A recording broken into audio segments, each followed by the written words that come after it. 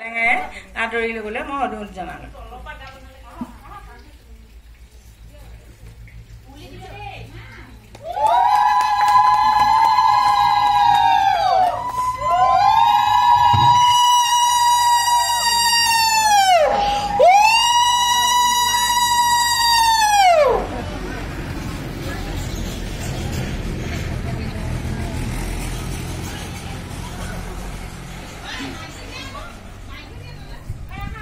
কৃষ্ণ, আমি বিচাৰকৰ দায়িত্বৰ কাৰণে দুগৰাকীক নিমন্ত্ৰণ জনাইছিলো, প্ৰণীতা হাজৰিকা আৰু ৰীতিৰূপা ভূঞা। আমি ৰীতিৰূপা ভূঞা এগৰাকীক সম্বৰ্ধনা কৰিবৰ কাৰণে আমি গীতামণি বৰাক এখন গামোচাৰে সম্বৰ্ধনা কৰিবলৈ অনুৰোধ জনাইছো। কৃষ্ণ, এয়া আমাৰ মঞ্চত ৰীতিৰূপা ভূঞা আৰু আন এগৰাকী আমাৰ প্ৰণীতা হাজৰিকা, তেওঁক সম্বৰ্ধনা কৰিব গীতাঞ্জলি বৰাই। আমি গীতাঞ্জলি বৰাক আমি প্ৰণীতা হাজৰিকা এগৰাকীক সম্বৰ্ধনা কৰিবৰ কাৰণে অনুৰোধ জনাই সেৱা ধৰিছো। এয়া আমাৰ মঞ্চত আমাৰ উদ্বোধক সত্যেন বৰাদেৱ আৰু প্ৰণীতা হাজৰিকা আৰু ৰীতিৰূপা ভূঞা। এয়া আমাৰ প্ৰণীতা হাজৰিকাক সম্বৰ্ধনা জনাব গীতাঞ্জলি বৰাই।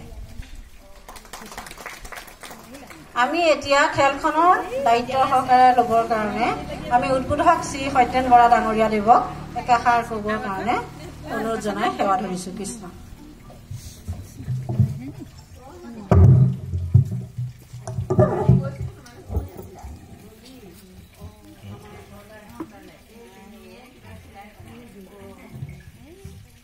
ইয়াত উপস্থিত সকলোলৈকে আন্তৰ্জাতিক নাৰী দিৱসৰ শুভেচ্ছা জ্ঞাপন কৰিছোঁ। মই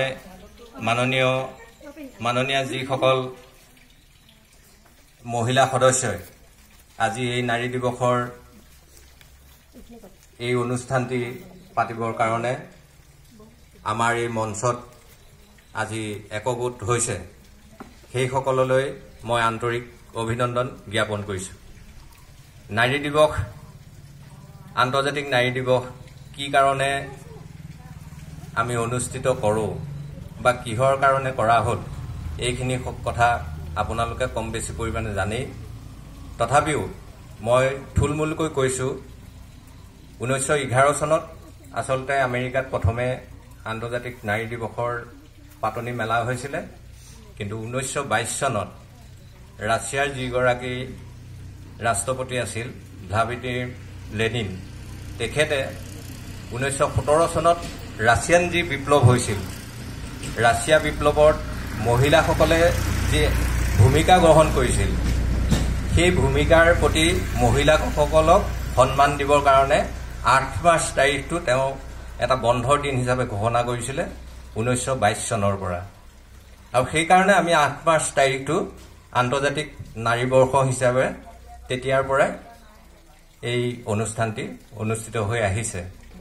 এতিয়া নাৰী দিৱসৰ তাৎপৰ্য কি বা কিয় কৰা হয়, যে নাৰীসকলক সবলীকৰণ বা নাৰীসকলৰ যি অধিকাৰ, পুৰুষৰ সমানে সমানে যাব পৰাকৈ, খোজ মিলাই যাব পৰাকৈ তেওঁলোকক আগবঢ়াই নিয়াৰ যি প্ৰয়াস, সেই প্ৰয়াসৰ কাৰণেই এই নাৰী দিৱসটি উদযাপন কৰা হয়।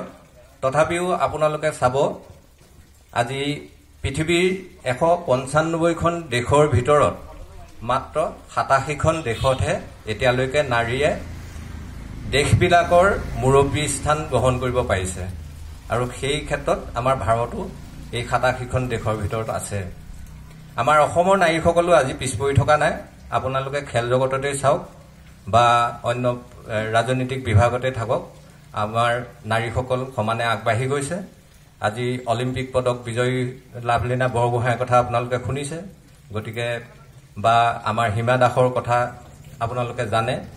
গতিকে এই খেলসমূহ বা ৰাজনৈতিক ক্ষেত্ৰত আমাৰ আনোৱাৰ তাইমুৰ ডাঙৰীয়ানী আছে, আজি বিভিন্ন বিভাগৰ মন্ত্ৰীসকল আছে। গতিকে তেখেতসকলে আজি নাৰীসকলক সবলীকৰণ কৰাৰ ক্ষেত্ৰত বা নাৰীসকলক সম অধিকাৰ কৰাৰ ক্ষেত্ৰত তেওঁবিলাকে পুৰুষৰ সমানেই আগবাঢ়ি গৈছে।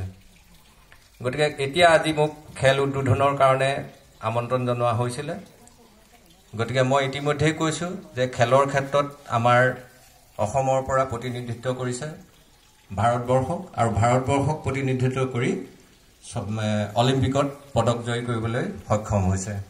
এতিয়া আজি আপোনালোকে আমাৰ গাঁৱৰ বা ওচৰ চুবুৰীয়া গাঁৱৰ পৰা এই মহিলাসকলক নিমন্ত্ৰণ কৰি ইয়াত এটা সম্প্ৰীতিৰ যি চিনাকি দিছে বা এই সম্প্ৰীতিৰ যোগেদি খেল এখন পাতিব বিচাৰিছে। এই খেলত জয় পৰাজয়ৰ কোনো কথা নাই। ইয়াত আপোনালোকে আনন্দ উপভোগ কৰিব আৰু এই আনন্দ উপভোগেৰে দিনটো আপোনালোকে পাৰ কৰিব বুলি মই আশাবাদী। আৰু মই শেষত আপোনালোক সকলোলৈকে আন্তৰ্জাতিক নাৰী বৰ্ষৰ বাবে পুনৰবাৰ শুভেচ্ছা জ্ঞাপন কৰি মই উদ্বোধনী ভাষণ সামৰিছোঁ। ধন্যবাদ।